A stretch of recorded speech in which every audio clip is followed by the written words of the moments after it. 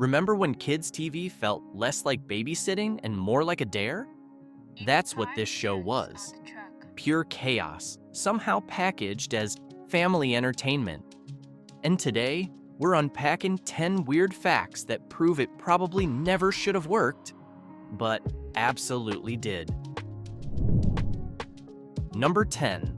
It didn't start on Nickelodeon. Let's start with the ultimate twist.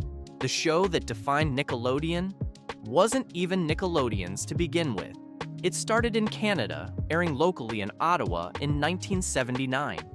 The production looked like it was held together with duct tape and cafeteria trays. No one involved thought it would cross borders, let alone launch a network's entire identity. Then Nickelodeon came, a struggling baby network desperate for content in the early 80s. They stumbled across this bizarre Canadian import and figured, why not? Let's test it out. The tests worked. The audience loved it. Within months, Nickelodeon pivoted hard. Out went safe, educational programming. In came sarcasm, rebellion, and green goo. In other words, Nickelodeon didn't create the show. The show created Nickelodeon. Without it, the network might have stayed just another forgettable kids channel. Instead, it leaned all the way into irreverence and chaos and built an empire on slime. It's one of the great ironies of TV history. A weird, low-budget Canadian sketch show didn't just cross the border. It changed American kids' television forever. Hey, if you're already enjoying this trip down the slime-soaked rabbit hole, hit that like button and subscribe. It helps more people find these forgotten gems, and it lets me keep digging up the weirdest stories from TV history. Alright, that's the list. Which fact shocked you the most? Drop it in the comments. And if you want more bizarre TV stories, make sure you're subscribed. We've got plenty more slime, scandals, and nostalgia on the way. Number 9. The birthplace of gross-out humor. Before cartoons were smearing boogers across Saturday mornings, or SpongeBob was making entire plots out of bathroom jokes, this Canadian import was already perfecting the fine art of disgusting kids for laughs. And it didn't just flirt with gross-out humor, it jumped headfirst into a septic tank of it. Think cafeteria, mystery meat jokes, burping contests, exploding lockers, fake vomit, and the constant looming threat of some bucket of goo falling from above. It was slapstick with an extra layer of slime, literally. Kids loved it, of course. Parents? Not so much.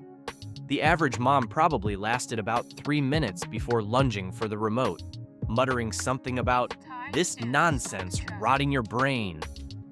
But that was the point. The show wasn't trying to educate you or make you a better person or sneak in a life lesson at the end of a sketch. It was chaos disguised as comedy. What's wild is how much of children's entertainment that followed owes a debt to it.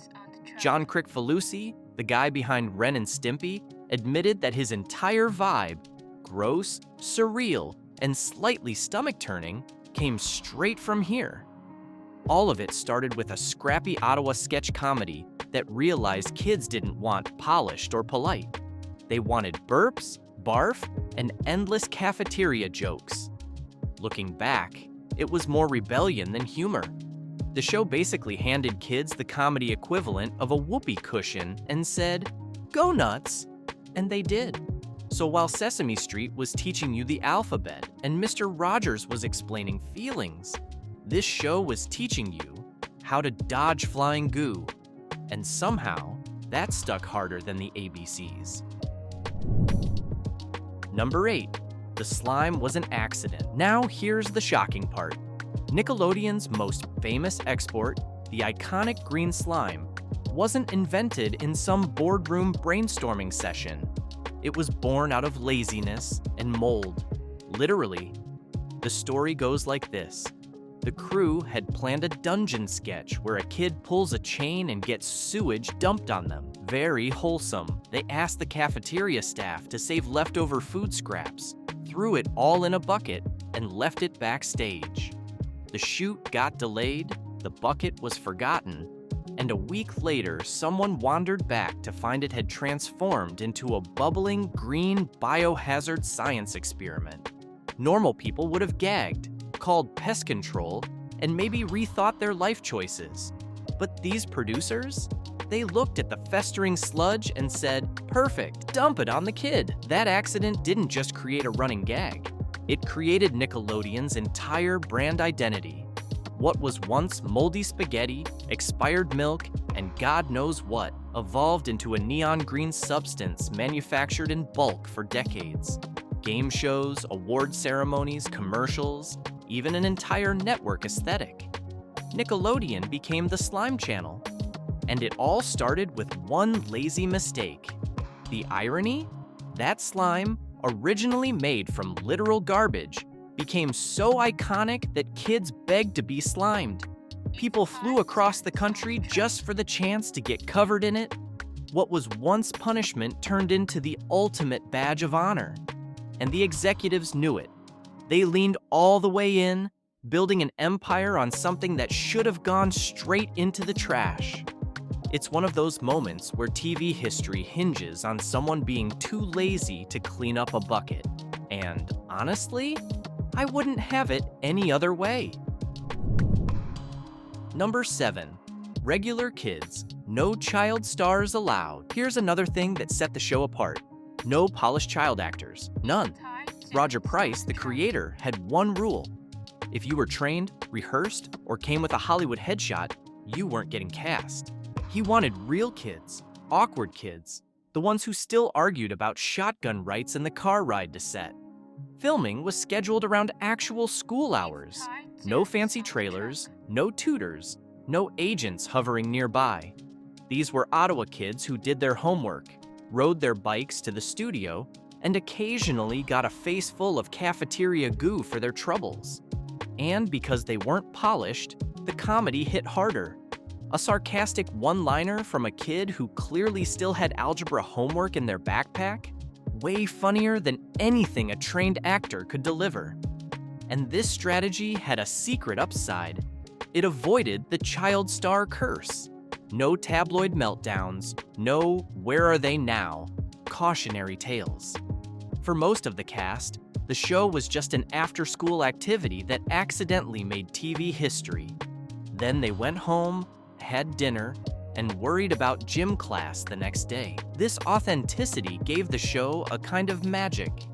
You couldn't fake the timing of a kid who didn't see the slime coming. You couldn't script the natural awkwardness of kids just being kids. And when the audience at home saw it, they felt like they were watching their own friends, just in way messier situations. In hindsight, that was the secret sauce. The show wasn't aspirational. It didn't make you wish you were a perfect TV kid with perfect teeth. It made you feel like maybe your chaotic, goofy life could be funny too. And for Nickelodeon, that became a defining philosophy. Kids wanted to see themselves, not some polished version of themselves adults thought was appropriate. Number 6. The accidental leading lady. Every great show has its anchor, the one person who keeps all the chaos from spinning out of control, for you can't do that. On television, that was Christine Moose McGlade, but here's the twist. She never even planned on auditioning. Christine showed up at the casting call to support a friend. Classic wing woman duty. She wasn't dressed for it, didn't have lines memorized, and definitely wasn't trying to be the next big kid star. But creator Roger Price looked at her and basically said, "You audition or you leave." Harsh, but effective. She auditioned, probably thinking she'd bomb, and instead walked away with the lead role. What made her perfect wasn't polish, it was the opposite. She wasn't trained, she wasn't trying to impress, she just rolled with the chaos like a kid who had better things to do. And that's exactly what made her so relatable. When a bucket of green goo hit her square in the face, she didn't scream like it was a life-changing tragedy. She wiped her eyes, deadpanned a line, and carried on like it was just another Tuesday. That dry, sarcastic energy became the glue that held the show together. Roger Price himself admitted she was the human anchor. Without her, the sketches might have floated off into total nonsense. With her, they had just enough balance to keep viewers hooked, and the audience loved it. Moose became one of the most recognizable faces of 80s kids' TV. Not bad for someone who didn't even want the job. Fast forward to adulthood, and Christine didn't take the tragic child star path. She got a master's degree, became a digital media executive, started her own strategy firm, and teaches at a university. Oh, and she's raising twins, arguably messier than slime. Proof that sometimes being in the right place at the wrong time pays off in ways you never see coming. Number 5, the Anti-Education Rebellion. While Sesame Street was teaching letters and numbers, and Mr. Rogers was gently explaining emotions, You Can't Do That on television was proudly teaching absolutely nothing. In fact, it was kind of the point. Roger Price made it crystal clear. This was not an educational show. It wasn't even neutral. It was aggressively anti-educational. His philosophy was that kids already spent all day in classrooms memorizing rules and absorbing lessons they didn't care about. What they needed, at least for 30 minutes, was an escape. A space where nonsense reigned, authority figures were mocked, and nobody tried to teach you a moral. And that's exactly how the show felt. Like a kid takeover. Adults were either villains or idiots in bad wigs, and the kids got to run the place. Sketches were about dodging homework, plotting escapes from gym class, or finding ways to trick clueless parents. It was messy, chaotic, and rebellious in a way no other kids' program dared to be. And that rebellion resonated. Kids at home felt like they were finally in on the joke. For once, the show wasn't trying to teach them to be better students or better people. It was letting them laugh at how ridiculous grown-ups actually were. That kind of validation was rare. Of course, it horrified parents and critics. But Nickelodeon noticed something important. Kids loved it. Ratings soared, and suddenly, Nickelodeon realized this was their brand identity. Not polished, not educational, but messy, sarcastic, and gloriously anti-authority. Without this philosophy, Nickelodeon might have stayed another bland cable channel. Instead, it became the network that spoke to kids, not at them. In the end, it wasn't just rebellion for rebellion's sake. It was a reminder that kids deserve to laugh at the absurdity of the world around them, and sometimes, nonsense teaches you more about life than a lesson plan ever could. Number 4. The Monty Python Connection. If you ever thought the opening credits looked suspiciously familiar, those conveyor belts, floating heads, and bizarre animations, you weren't imagining it. The show blatantly ripped off Terry Gilliam's iconic Monty Python style, and they admitted it. Jeffrey Darby, one of the producers, came clean years later. Yeah, we cribbed it a lot, which is putting it politely. Monty Python's surreal cutout animations had already become legendary in the 1970s, so the You Can't Do That on television team thought, why not take that chaos, tweak it for kids, and throw in some slime?